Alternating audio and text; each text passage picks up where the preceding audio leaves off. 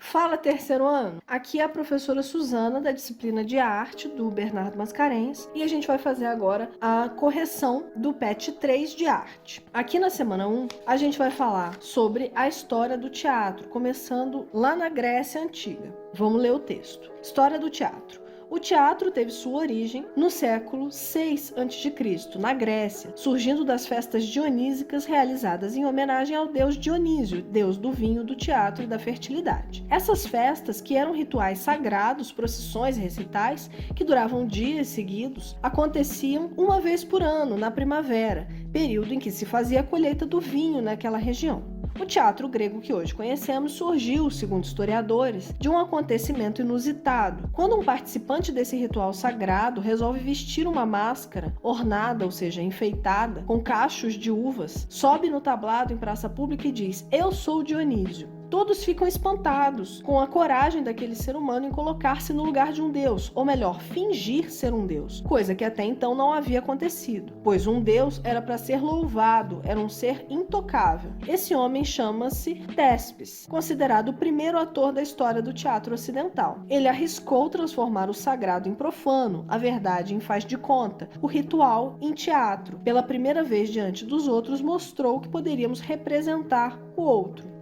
Aqui a gente tem uma imagem de um teatro grego. A gente sabe que na Grécia não existia microfone, caixa de som, essas coisas, e então, para o teatro funcionar, ele precisava ter uma acústica adequada.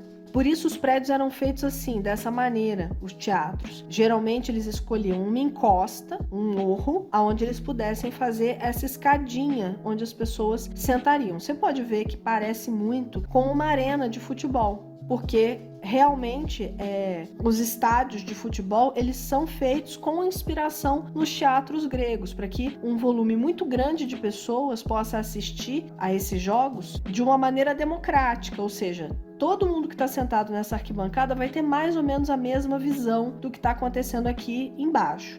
Essas são as ruínas do teatro de Heródion, em Atenas. Bem, a gente vai pular um pouquinho desse texto aqui, porque senão o vídeo vai ficar muito longo, a gente não quer que esse vídeo tenha 1 hora. Então a gente já vai pular direto para o teatro em Roma. A gente sabe, pelas aulas de história, que a cultura da Roma antiga, ela tem muita influência da cultura grega. Ou seja, a religião romana, ela tem muito a ver com a religião grega, vários deuses são os mesmos, com outros nomes, e a política também, mas a gente vai ver que o teatro não é diferente. O teatro também teve inspiração no teatro grego. Então vamos ler. O teatro romano não é um reflexo do teatro grego. Eles importaram a cultura grega, porém tinham seu próprio estilo. O teatro romano perde o caráter de sagrado e visa a diversão e ao prazer. A comédia toma o lugar da tragédia. Os espetáculos de circo romanos eram violentos, se baseavam em competições entre os romanos e os cristãos, os quais eram sacrificados publicamente. Vocês devem já ter assistido o filme O Gladiador. É a isso que o texto está se referindo. Existiam nessas arenas a luta corporal entre pessoas, gladiador e gladiador, ou entre os gladiadores e animais, chegando ao absurdo de colocar leões dentro da arena para lutar contra os gladiadores. É o que a gente chama de cultura do pão e circo, né? Vocês já devem ter ouvido falar disso. Bem, na Idade Média, a coisa muda um pouquinho de figura. Por quê? Porque a sociedade está completamente diferente. E é claro que a cultura, a arte, o teatro vão refletir essas mudanças sociais que vão acontecendo. Então vamos ler aqui. Idade Média. Período de intensa atividade católica. Durante as missas eram representadas passagens da Bíblia, porém, as autoridades católicas, com medo da perda do caráter sagrado da missa, proibiram as exibições e as peças foram para as praças públicas. Também na Idade Média surgem as comédias bufas, ou seja, as comédias de pastelão, aquelas comédias bobas, com temas políticos e sociais, e a farsa com uso de estereótipos que ironizam acontecimentos do dia a dia. Aparecem os saltimbancos, companhias de teatro que iam de cidade em cidade apresentando seus espetáculos. Então o teatro começa a aparecer muito mais com o teatro que a gente conhece hoje.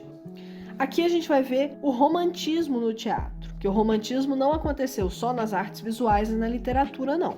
Bem, Nos séculos 18 e 19, a Europa teve várias revoluções. Nesse período, a burguesia tem uma ascensão e o teatro sofre influências. O drama substitui a tragédia e a comédia se desenvolve.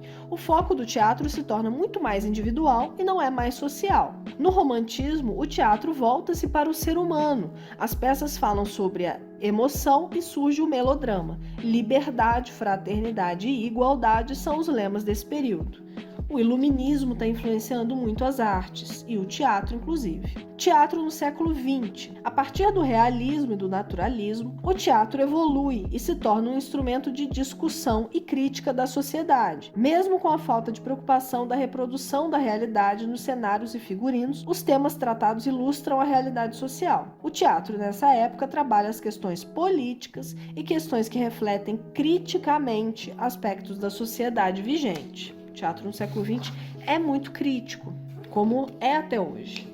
O teatro hoje. Dá para perceber que com tantas influências, o teatro de hoje é uma arte muito rica. Existe a ópera, o teatro de bonecos, os musicais, o teatro feito em espaços alternativos, entre outros. Quando apareceu o cinema, há mais de 100 anos, muita gente previu o fim do teatro. Falavam que o cinema iria substituí-lo porque podia contar histórias com muito mais semelhança com a realidade. Ainda bem que isso não aconteceu. Então, a gente vai responder as questões agora. O que eu quero que você faça para a gente ter o mínimo de organização, para a gente conseguir corrigir essas atividades direitinho, é que você, quando for copiar as respostas no caderno, que você faça um cabeçalho. Você vai colocar assim, PET, volume 3, disciplina de arte ou só arte, semana 1, questão 1. Faça um breve comentário sobre o surgimento do teatro. Onde foi, quando, quais características? O teatro surgiu na Grécia, por volta do século 6 a.C. Até aquele momento, a humanidade não usava da atuação para representar papéis de outras pessoas que não a si mesmas.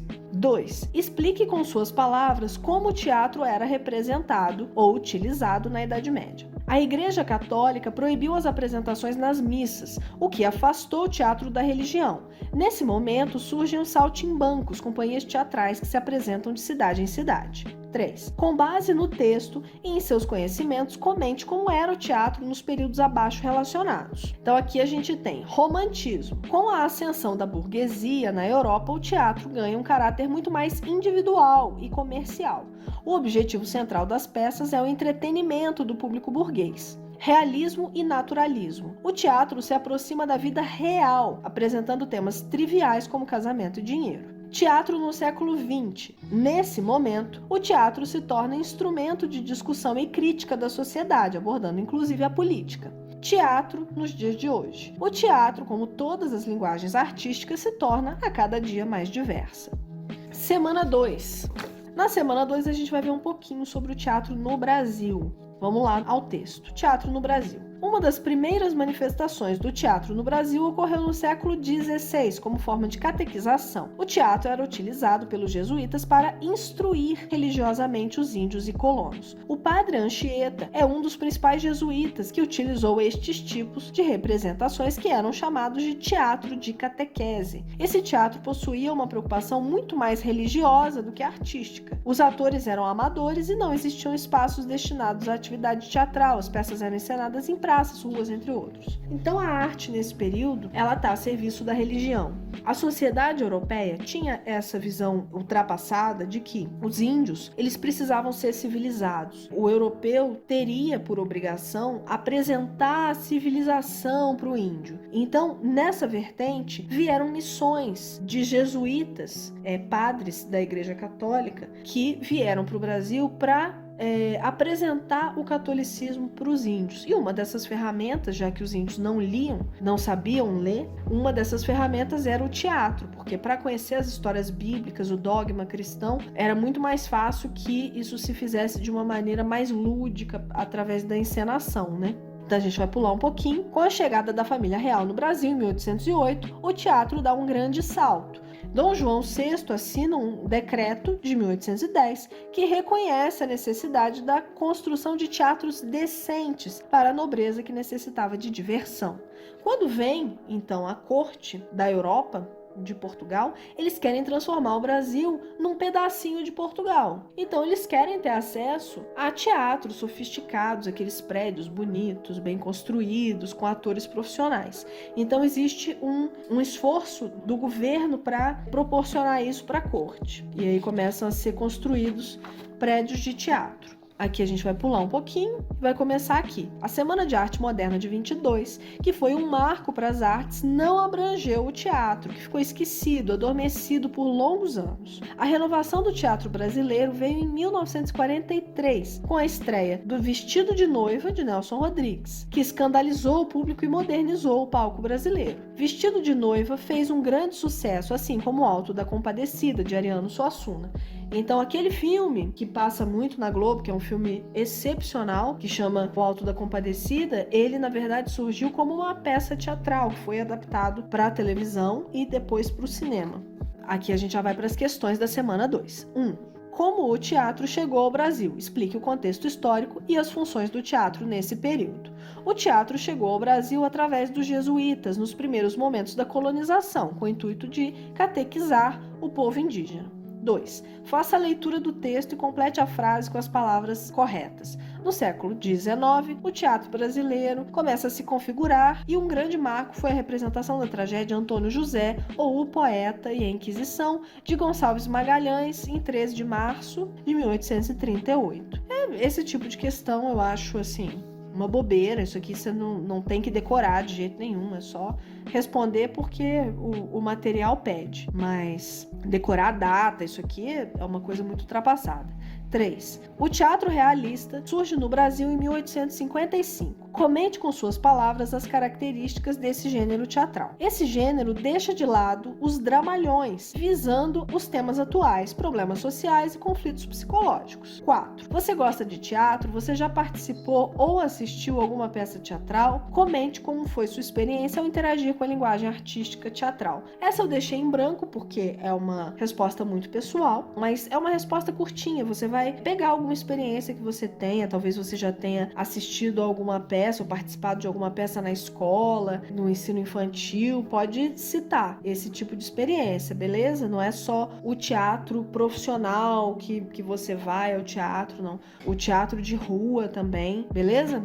Então aqui, semana 3, a gente vai ver alguns aspectos da linguagem teatral. Vamos ao texto aqui. Linguagem teatral. A linguagem teatral é aquela utilizada nos textos teatrais ou dramáticos, os quais são escritos para serem representados. Os gêneros teatrais mais conhecidos são a comédia, a tragédia e a tragicomédia. Aqui a gente vai ver alguns aspectos formais, da forma como o teatro se apresenta. Aqui a gente tem o tempo. O texto coloca 3 tipos de tempo diferentes que a gente pode ter dentro de uma peça. Existe o tempo real, que é o tempo que está se passando, então você vai ao teatro, essa peça dura 40 minutos, ou 1 hora e meia, esse é o tempo real. Existe o tempo dramático, que é o tempo que está decorrendo dentro da história, dentro da própria peça. Então, essa peça acontece ao longo do quê? Ao longo de um ano? Ao longo de 10 anos? Ao longo de um dia? Esse é o tempo dramático. E existe também o tempo da obra, o tempo da escrita, que é quando foi que essa peça foi feita. Quando foi que esse autor escreveu essa peça. Pode ser ontem, ou pode ser há 100 anos, ou pode ser uma peça da antiguidade, que foi feita há 2000 anos atrás. Isso a gente tem que levar em consideração quando a gente assiste uma peça, até para entender quais foram as intenções que esse autor teve. Aqui a gente tem o espaço, e o texto fala de 2 espaços. O espaço real, que é o espaço cênico, ou seja, se você está dentro de um teatro, normalmente esse espaço cênico é o próprio palco. Mas não precisa ser o palco, pode ser uma praça, uma sala, quarto, pode ser qualquer lugar. Uma peça pode ser representada em qualquer espaço. Existem algumas peças que estão sendo encenadas até na internet. Então, nesse caso, o espaço cênico seria o computador, talvez. E existe o espaço psicológico, que é aonde essa peça está ocorrendo, aonde os personagens estão. Essa peça acontece aonde? Em Paris, no Brasil, em Juiz de Fora, em Marte. É o espaço psicológico. Aqui na página seguinte a gente vê personagens. Esse não tem dúvida, existem os protagonistas, que são os principais, os coadjuvantes secundários e os figurantes, que são aqueles personagens que não têm fala, que eles servem só para encher o palco, para dar uma sensação mais realista para espaços que deveriam ser movimentados. Temos a plateia, o cenário, o figurino, a iluminação e a sonoplastia. A sonoplastia é interessante porque quando a gente pensa no som de um teatro, normalmente a gente pensa na fala dos personagens que estão em cena, mas não necessariamente. O som do teatro, ele pode ter música, ele pode ter ruídos, então pode estar chovendo na narrativa, a gente pode ter o barulho de raios e a própria chuva caindo no chão e tal, e esses sons, eles vão ser incluídos, colocados na peça por um profissional que chama sonoplasta, que é o profissional especialista em som.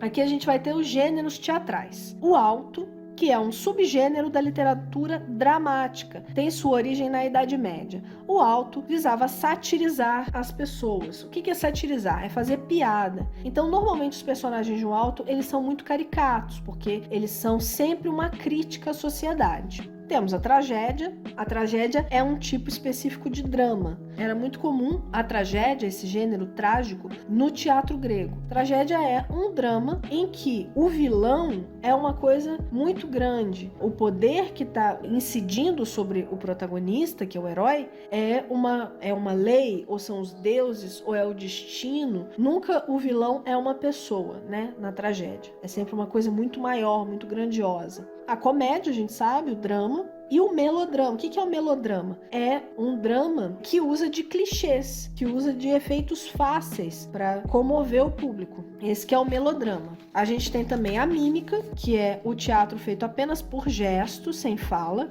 A farsa, a ópera, o monólogo, que é uma peça em que uma única pessoa fala, só tem um personagem. O musical, o teatro de revista, teatro infantil, teatro de fantoches, o teatro de rua, de sombras. Ok? Então a gente vai para as questões. As questões da semana 3. 1. Explique com suas palavras como você entendeu que é a função de cada elemento da linguagem teatral. Tempo. O tempo dramático é aquele no qual a narrativa ocorre. Espaço. O espaço cênico é aquele no qual a peça se instala. Palco, arena, praça, por exemplo. O espaço psicológico é aquele no qual a narrativa ocorre, muitas vezes fictício. Personagens podem ser protagonistas, coadjuvantes ou até figurantes. Plateia é o público que assiste à peça. Cenário, conjunto de elementos que indicam em que tipo de espaço psicológico a peça acontece, em que lugar os personagens estão. Figurinos são as roupas dos personagens. O figurino pode indicar aspectos psicológicos e sociais dos personagens, assim como a época e o lugar em que a peça acontece. Iluminação. A luz é muito importante para o teatro, principalmente quando a peça se passa em um espaço fechado, como é de hábito no teatro moderno. Sonoplastia. O som não precisa se restringir a apenas as vozes dos atores. O sonoplasta pode fazer uso de ruídos para colaborar na ambientação e de músicas para indicar o tom das cenas. Ok? Número 2. Leia os trechos abaixo e identifique a qual gênero teatral ele pertence. Coloque os nomes nas lacunas. É um gênero artístico que consiste num drama encenado com música. O drama é apresentado utilizando os elementos típicos do teatro, tais como cenografia, vestuário e outros. No entanto, a letra é cantada em lugar de ser falada. Os cantores são acompanhados por um grupo musical ou orquestra sinfônica completa. Essa é a ópera. A ópera é aquele tipo de teatro cantado. Um exemplo de ator de ópera é o Pavarotti, normalmente de uma maneira muito dramática. Bem, aqui é um gênero onde o enredo se baseia principalmente em conflitos sentimentais, muitas vezes com um tema em geral triste, é o drama, né?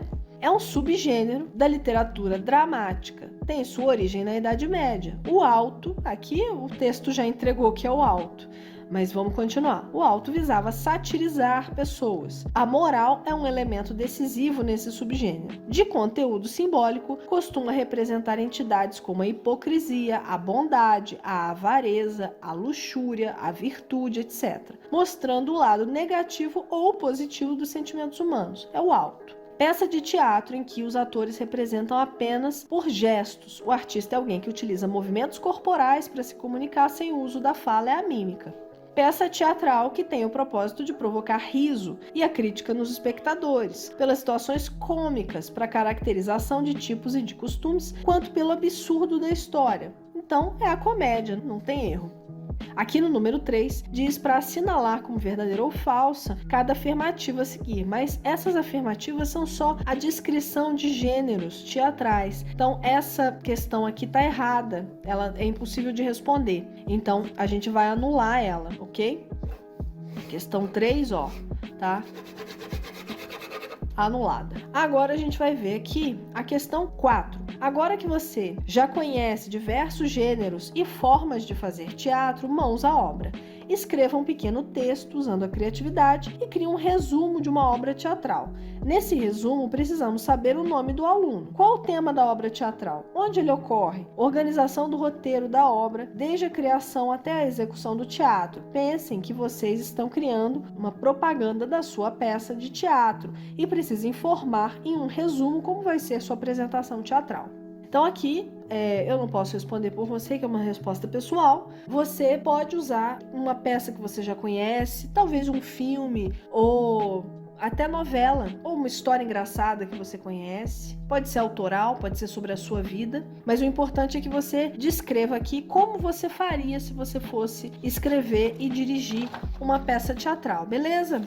Semana 4. O teatro como patrimônio cultural da humanidade. Vamos ler um pouquinho do texto. É certo que o teatro, enquanto forma ritualística, esteve sempre presente na vida do ser humano, desde a pré-história. Ao ser estabelecido como forma artística ou de expressão, a maneira de se elaborar os espetáculos teatrais foi mudando. Nesse transcorrer de tempo, o espaço cênico foi se modificando. Os gregos antigos criaram espaços especiais para as apresentações teatrais. Os métodos para a elaboração das montagens teatrais também foram modificando com o passar dos tempos. Foram criadas diferentes formas e estilos para o fazer teatral, como o teatro de corpo, a mímica, o teatro de sombras ou o teatro de bonecos, entre outros. Então, com o tempo, o teatro foi ficando cada vez mais diverso, como todas as linguagens artísticas. A gente vai pular um pouquinho e vai ver aqui alguns elementos são fundamentais na caracterização do teatro grego. Vejamos alguns deles. Coro era formado pelos narradores da história, que por meio de representação, danças e canções,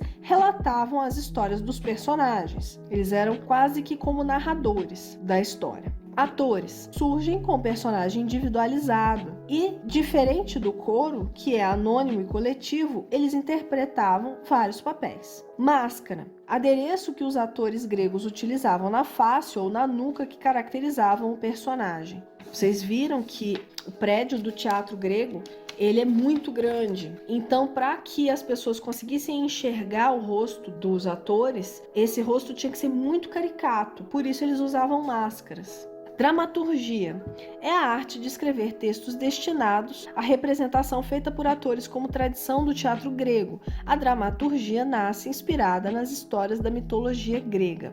O teatro como patrimônio imaterial pode ser apreciado por meio dos estilos criados das histórias da mitologia grega e da própria linguagem cênica, que na modernidade se apresenta de diversas formas, porém, todas herdeiras em maior ou menor proporção do teatro grego. A gente vai falar agora sobre essa questão do patrimônio imaterial.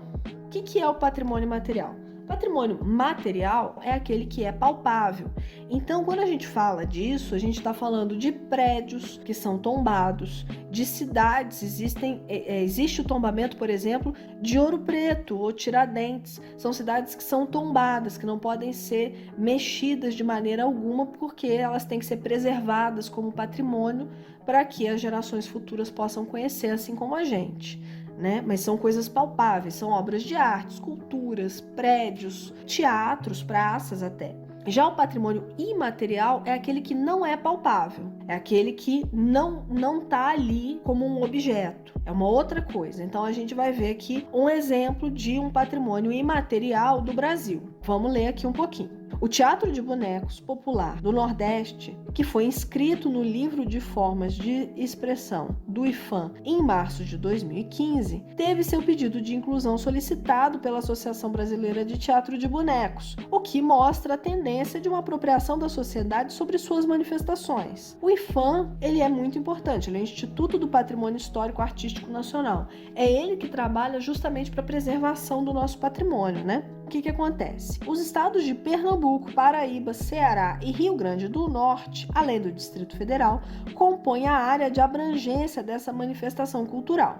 Para o IFAM, esse bem imaterial não é um brinquedo ou um traço do folclore e envolve, sobretudo, a produção de conhecimento criativo, artístico e com uma forte carga de representação teatral. O registro como patrimônio cultural imaterial justifica-se devido à originalidade e tradição dessa expressão cênica, repassadas de mestre para discípulo, de pai para filho, de geração para geração. Uma tradição que revela uma das facetas da cultura brasileira, onde brincantes, por meio de arte dos bonecos, encenam histórias aprendidas na tradição, que falam de relações sociais estabelecidas em um dado período da sociedade nordestina e de histórias que continuam revelando seu cotidiano através dos novos enredos, personagens, música, linguagem verbal, das cores, da alegria que são inerentes ao seu contexto social. Ou seja, esse teatro de bonecos é registrado como patrimônio imaterial não pelos bonecos em si, não pelo lugar onde essa apresentação de teatro de bonecos ocorre,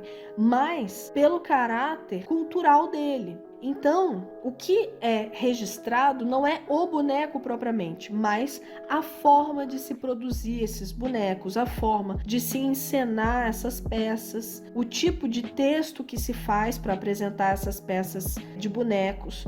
É uma coisa que não é palpável, mas que tem que ser registrada, considerada um bem patrimonial, para que ela possa ser preservada. Porque aquilo que a gente não valoriza tende a acabar, né? Então aqui a gente vai responder algumas questões de vestibular e de Enem. Não são questões muito fáceis não, tá? Mas é para vocês já ficarem preparados, porque vocês estão no terceiro ano. Se vocês tiverem interesse em fazer essas provas, é interessante que vocês vejam um pouquinho sobre teatro e cultura, porque essas questões estão caindo cada vez mais, principalmente nas provas do Enem, tá? Então a gente vai ver aqui uma questão que caiu no Enem de 2016, há 4 anos atrás. A principal razão pela qual se infere que o espetáculo retratado na fotografia, nessa fotografia aqui, é uma manifestação do teatro de rua é o fato de... Eu quero que você olhe muito bem essa imagem enquanto eu vou lendo as opções, para você comparar quais são as características que dizem pra gente que isso é de fato um teatro de rua. Letra A. Dispensar o edifício teatral para sua realização. Aí sim, né? Eles não estão dentro de um espaço fechado, dentro de um prédio. Eles estão efetivamente na rua. Você tá vendo que tem uma árvore aqui no fundo, aqui é o céu, aqui parece um gramado, não tenho certeza. Mas realmente, dispensar um espaço fechado, um edifício teatral, caracteriza um teatro de rua, né? Mas vamos ler as outras opções para ter certeza. B. Utilizar figurinos com adereços cômicos. Não, você pode fazer isso em espaço fechado, não tem problema nenhum. C. Empregar elementos circenses na atuação. O próprio circo é feito num espaço fechado, né? Que é o picadeiro, que fica normalmente embaixo de uma tenda. Então não é essa. D. Excluir o uso de cenário na ambientação. Você poderia colocar elementos cenográficos aqui, mesmo sendo um ambiente aberto. Inclusive, existem alguns elementos cenográficos. Você vê que tem uma escada. Existem alguns elementos cenográficos aqui. Não é isso. É negar o uso de iluminação artificial. Realmente, eles estão usando a iluminação natural do sol para iluminar essa peça. Mas, no espaço fechado, você poderia também usar a luz natural, que entraria por uma janela, ou se você estivesse encenando uma peça de rua à noite, você poderia usar a iluminação artificial. Uma coisa não tem nada a ver com a outra. Então, a gente vê que realmente a questão correta é a letra A. 2. Sob a definição de patrimônio imaterial, encontram-se. Então, o que é o patrimônio imaterial? Letra A. As lendas, canções e narrativas que constituem o patrimônio folclórico de uma sociedade, desde que nunca transcritos e transformados em texto. Aí não, né? Porque se isso for transcrito, qual o problema? Não deixa de ser patrimônio, nem patrimônio folclórico. Não precisa ter uma tradição estritamente oral para que seja um patrimônio folclórico, tá? Não é essa. Letra B. O conjunto das edificações construídas no passado que estejam ameaçadas de deterioração e tudo.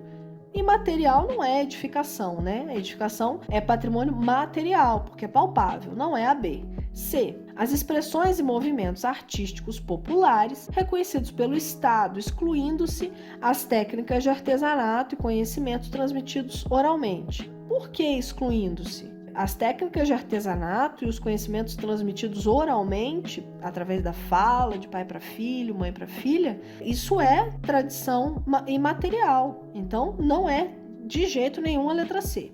Letra D. As práticas, representações, expressões, conhecimentos e técnicas com os instrumentos, objetos, artefatos e lugares culturais que lhes são associados, que as comunidades, os grupos e, em alguns casos, os indivíduos reconhecem como parte integrante de seu patrimônio cultural. Certíssimo, é esse mesmo. Letra D. Agora a gente vai ver o número 3. Aqui no número 3 a gente vê, em relação à origem do teatro no Brasil, assinale a alternativa correta. Letra A. O teatro brasileiro teve sua origem no século XVI, quando o Brasil passou a ser colônia de Portugal. Os jesuítas vieram para catequizar os índios e trouxeram suas influências culturais como a literatura e o teatro. Certíssimo, né? É exatamente isso. Eu nem vou ler as outras questões, que é para o vídeo não ficar muito grande, mas, por favor, quando você estiver fazendo a prova de vestibular, leia as questões todas para ter certeza. Você não faz uma prova assim, é só para a gente economizar tempo aqui. 4. Relacione e comente sobre os conceitos de patrimônio cultural material e imaterial no teatro e em outras linguagens artísticas. Lembre-se, eles têm características diferentes e você precisa apresentar isso no texto. Então aqui a gente vê. O patrimônio material é sempre palpável, ou seja, é qualquer peça de arte, pintura, escultura, construção arquitetônica que tenha importância cultural para um povo. Já o patrimônio imaterial não é palpável, não tem corpo, é efêmero, ou seja, passa rápido. Esse tipo de patrimônio pode ser desde uma peça teatral até o modo de fabricação de um pão. Isso é literalmente. Aqui em Juiz de Fora a gente tem um patrimônio material característico da nossa cidade, que é o pão alemão. Ele é feito lá no bairro do Borboleta. E a técnica de fabricação desse pão é registrada como patrimônio material de Juiz de Fora. Então, literalmente, o modo de fabricação de um pão pode ser um patrimônio material. Então, aqui a gente acaba o nosso PET 3. E já, assim que possível, eu posto para vocês o PET 4. Beleza, gente? Falou!